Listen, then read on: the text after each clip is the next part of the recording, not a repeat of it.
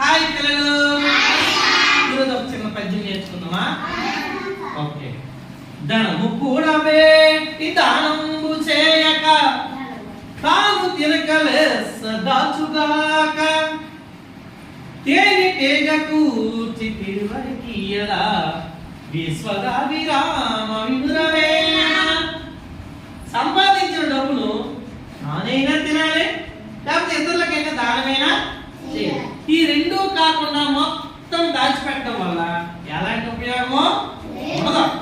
Suppose చూడండి, తేనెటీగ ఏం చేస్తుంది? తేనె అంతా దాస్తుంది. ఆ తేనెటీగ తేనె ఎవరు? తిరువరికి బాటసారులు ఆ తేనెని తాగుతారు. ఆ డైరెక్ట్ ఎవరు వెళ్తారో వాళ్ళు తీసుకుంటారు.